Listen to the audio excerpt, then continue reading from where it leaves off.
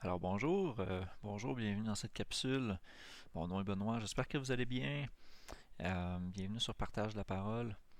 En fait, dans cette capsule, j'aimerais pouvoir aborder une objection qui est souvent soulevée par rapport à l'observation de la loi ou à des choses que Jésus aurait dites. C'est le fait qu'avant la croix, la loi s'appliquait toujours et qu'après la croix, la loi ne s'applique plus, on serait sous la grâce. Donc, c'est assez facile à démontrer comme, euh, comme problématique que c'est fallacieux, en fait. Parce que ça cause beaucoup de problèmes par rapport à une harmonie des Écritures.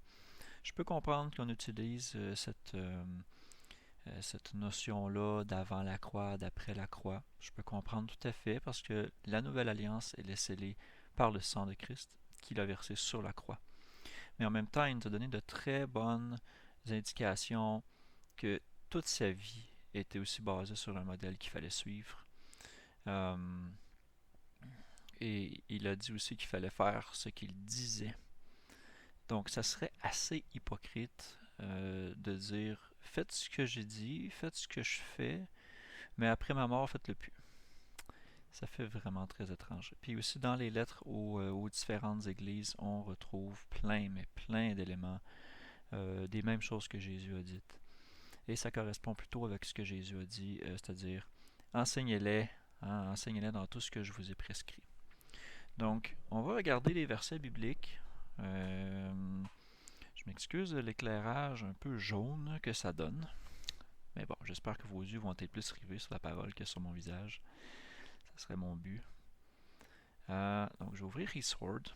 Je vais ouvrir ma liste de versets que j'ai préparés spécifiquement pour vous parler du avant et après la croix.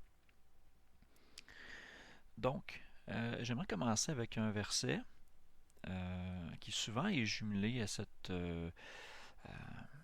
notion-là d'avant ou après la croix.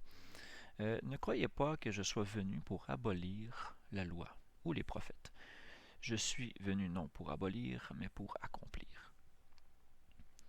Je vais aller en Osterwald. Je préfère le texte Osterwald parce qu'il fait partie des textes majoritaires, tandis que la Louis II, elle fait partie des textes minoritaires. Donc, c'est là qu'on est. La phrase est à peu près similaire dans ces versets-là. Donc, la déclaration aussi s'explique très bien dans le sens d'accomplir, et il faut la mettre dans son contexte. Parce qu'après ça, il parle carrément de la loi, puis il dit que jusqu'à ce que le ciel et la terre aient passé, c'est-à-dire qu'ils soient disparus, il ne passera pas de la loi un seul iota ou un seul trait de lettre, que tout ne soit accompli. Alors, quand on dit que j'accomplis le commandement de ne pas faire de meurtre, par exemple, est-ce que ça annule après le commandement? Mais non. Si je dis que j'accomplis mes vœux de mariage, ça veut dire que je me débarrasse de mon mariage? Mais non.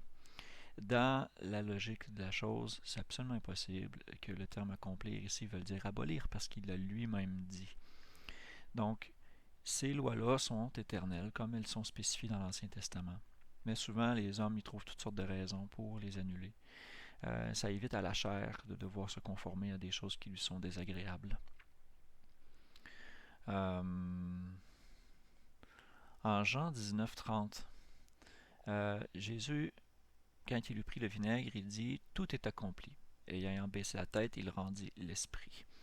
Ici, le terme tout est accompli, c'est tout est fini. C'est, c'est un mot grec qui veut dire terminé, complet, euh, finir, performer, payer. Intéressant, hein? Payer, to pay. Donc, Jésus, en effet, il a payé la dette ultime sur la croix. Il est mort pour nos transgressions, comme le dit Isaïe 53. Et ça, c'est harmonieux avec toutes les autres écritures. Euh, Parce que si on dit que tous les commandements qui ont été spécifiés avant, dans les différentes paroles de Jésus, avant la croix, ne sont plus valides, pourquoi est-ce qu'on retrouve encore des claires admonitions aux églises, comme aux Corinthiens? Ni les impurs, ni les idolâtres, hein, c'est le commandement d'idolâtrie, c'est le deuxième commandement, les adultères, les efféminés, ça renvoie à des articles clairs de l'Ancien Testament, des hommes qui s'habillaient en femmes, et aussi une certaine partie des homosexuels. des infâmes, des larrons, c'est des voleurs, des avares, des convoiteurs, des ivrognes, des médisants, la médisance, les répandre des rumeurs dans le peuple, et toutes ces choses-là étaient un commandement de ne pas faire.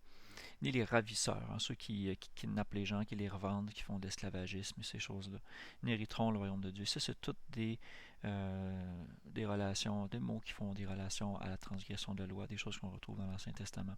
Si vous voulez en savoir plus, je vous invite à regarder la capsule Quelle loi?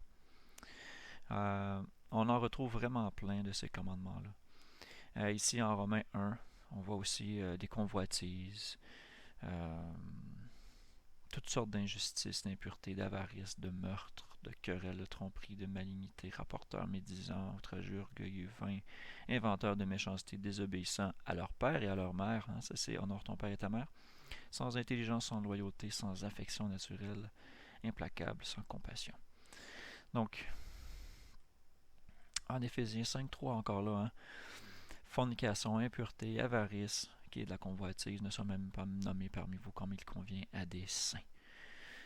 Donc, aucun fornicateur impudique ou avare n'a d'héritage dans le royaume de Christ et de Dieu. Donc, on ne peut pas mettre la loi de Dieu de côté parce que ces choses-là se réfèrent directement à des standards de sainteté qui sont définis dans la loi de Dieu. Et maintenant, parce qu'on a une vision un peu tordue des Écritures, par les écrits de Paul, entre autres, on a tendance à vouloir dire que la loi est annulée, elle est clouée à la croix. Hein, vous regarderez la capsule des versets controversés dans la section de Colossiens 2.16 pour bien saisir de quoi je parle. Il y a aussi un petit bout de ça dans Éphésiens 2.15, 2.14 que vous pourrez regarder aussi. Et Paul nous dit lui-même dans son épître à Timothée, 1 Timothée 1.8, « Or nous savons que la loi est bonne pour celui qui en fait un usage légitime. » Bon, ici c'est dit, « Et qui sait que la loi a été établie, et non pour le juste, mais pour les méchants et les rebelles, les impies et les pécheurs, les hommes sans religion et les profanes, les meurtriers de père et de mère, les homicides, et là on nomme toutes les autres choses. Hein. Donc la loi, elle n'a pas été faite pour les justes, ceux qui savent déjà bien se comporter. La loi, elle était faite pour punir ou pour montrer aux transgresseurs qu'ils sont en transgression. Et la loi a été faite pour nous mener à Dieu, à Christ. Donc, c'est vraiment le but de la loi, c'est de nous montrer le péché. La loi a été donnée à cause des transgressions, c'est évident. On retrouve même des versets en Apocalypse. Pour les lâches, les incrédules, les abominables, les meurtriers, les fornicateurs, les empoisonneurs, les idolâtres, les menteurs, leur part est dans l'étang de feu et de soufre, qui est la seconde mort. Donc, c'est pas juste la mort physique, c'est la mort spirituelle. En Hébreux 3.17, « Et contre qui Dieu fait-il hériter pendant 40 ans? N'est-ce pas contre ceux qui péchèrent, hein, qui transgressèrent la loi, dont les corps tombèrent dans le désert? À qui jura-t-il qu'il n'entrera point dans son repos, si ce n'est à ceux qui s'étaient rebellés? Aussi voyons-nous qu'il ne peut y entrer à cause de leur incrédulité. » Voyez-vous ici le lien, c'est très intéressant, on fait le lien avec la foi, qui est ne pas croire, en fait l'incrédulité, la foi. Si j'ai la foi, je crois. Et ensuite, il fait le lien entre ceux qui péchèrent, qui se rebellèrent. Donc, pour obéir, il faut avoir la foi. Aussi simple que ça. Et ça continue en Hébreux 4. Donc, l'heureuse promesse nous a été faite aussi bien qu'à eux. Mais cette parole qu'ils avaient entendue ne leur servit pas, parce que ceux qui l'entendirent n'y ajoutèrent pas la foi. Donc, de tous les commandements de loi qui ont été donnés au peuple à Sinaï, quand ils sont entrés au désert, ils n'y crurent pas. Et parce qu'ils n'y crurent pas, ils n'avaient pas la foi, ils ne l'ont pas fait, ils ne l'avaient pas au cœur. Et c'est aussi pour ça qu'il y a beaucoup de chrétiens qui ne font pas le sabbat. Parce qu'ils n'y croient pas. Ils n'y croient pas vraiment. Parce que si on croit vraiment que Dieu a sanctifié la 7e journée, on va la faire. On va la faire. C'est un édit de Dieu. Regardez, même Israël, ici c'est confirmé. Tandis qu'Israël, qui cherchait une loi de justice, n'est pas parvenu à cette loi de justice. Pourquoi? Parce qu'ils ne l'ont pas cherché par la foi, mais par les œuvres de la loi. Et là, on peut faire la relation avec tout le livre de Galates. C'est très intéressant. Ils se sont heurtés contre la pierre d'achoppement. Donc, si on croit en Jésus, on ne sera pas confus, on va comprendre, on aura la foi. Et par son esprit qui est déposé en nous, on aura la puissance de le faire. Donc, C'est vraiment il faut vraiment rechercher à faire les choses par la foi. Et ces choses-là, c'est la loi, entre autres. Entre autres. Matthieu 19, 17 est un cas très, très particulier où j'ai souvent entendu l'objection: ah oui, mais ça c'était avant la croix. Regardez. Quelqu'un s'approchant de lui dit: bon maître, que dois-je faire de bien pour avoir la vie éternelle? Il lui répondit: si tu veux entrer dans la vie, garde les commandements. Il lui dit: lesquels? Jésus lui répondit: tu ne tueras point, tu ne commettras point d'adultère, tu ne déroberas point, tu ne diras point de faux témoignages, honore ton père et ta mère, et tu aimeras ton prochain comme toi-même. Alors ici, il énumère une partie des 10 commandements qui touchent l'amour du prochain. Les 4 premiers étant l'amour de Dieu. Alors, tu n'auras qu'un seul Dieu, pas d'idolâtrie, ne pas dire son nom en vain, tu en auras la journée du sabbat. Donc ici, les autres commandements sont mis en avant. Alors, le fait ici que Jésus dise que s'il veut avoir la vie, qu'il garde les commandements, les gens disent: ah oui, mais ça c'était avant la croix. Tous ces commandements-là sont répétés aussi après la croix. Donc, il y a vraiment... tous les commandements sont repris dans le Nouveau Testament et même après la croix. Donc, ce n'est pas un argument valide en soi. Quand Jésus parlait et qu'il disait: quel est le grand commandement de la loi? Jésus lui dit: tu aimeras le Seigneur ton Dieu de tout ton cœur, de toute ton âme et de toute ta pensée. C'est là le premier et le grand commandement. Et voici le second qui lui est semblable: tu aimeras ton prochain comme toi-même. De ces deux commandements dépendent toute la loi et les prophètes. Ici, tous les chrétiens s'accordent pour dire que ces commandements d'amour-là sont encore valides, que c'est une chose que Jésus est venu prêcher. Mais regardez, il l'a prêché avant la croix. Fait que d'une certaine manière, ce qu'il aurait prêché avant la croix ne serait pas valide, ça ne serait pas valide pour ça également. Si on veut avoir une pensée rationnelle, on veut avoir une règle juste, il faut l'appliquer à tout. On ne peut pas juste choisir ce à quoi ça s'applique et ce à quoi ça ne s'applique pas. Le commandement d'amour est bien sûr récupéré dans plein d'autres épîtres de Jean, de Jacques, de Paul. Donc, c'est vraiment quelque chose qui est encore en force, bien évidemment. Et ces deux commandements d'amour-là se réfèrent directement à l'Ancien Testament, au Deutéronome et au Lévitique. Je vous encourage à aller voir la capsule sur la loi d'amour pour bien comprendre la profondeur de ces deux grands commandements-là. Donc, voilà. Si Jésus a dit ces choses-là avant la croix et qu'ils sont valides après la croix, alors pourquoi est-ce qu'on utilise ce texte-là, cette raison-là de dire: ah oui, mais ça c'était avant la croix, après la croix ça ne s'applique plus? Pourquoi est-ce qu'on utilise ce texte-là, cette raison-là qui est pas logique? C'est vraiment une idée qui nous est poussée dans la tête, là, je ne sais pas de quelle manière, mais c'est pas du tout biblique. Quand on voit là, comme ça ici, par exemple, l'amour ne fait point de mal au prochain. L'amour est donc l'accomplissement de la loi. Mais regardez ici: tu ne commettras pas d'adultère, tu ne feras pas de meurtre, tu ne déroberas pas, tu ne diras pas de faux témoignages, tu ne convoiteras pas, et tout autre commandement. Tout cela se résume dans cette parole: tu aimeras ton prochain comme toi-même. Et l'amour de Dieu, aussi, comme Jean parle ici, en 1 Jean 5, 2. Nous connaissons ceci, que nous aimons les enfants de Dieu, c'est que nous aimons Dieu et que nous gardons ses commandements. Car ceci est l'amour de Dieu. Qu'est-ce que c'est aimer Dieu de tout son cœur? C'est que nous gardions ses commandements, et ses commandements ne sont pas pénibles.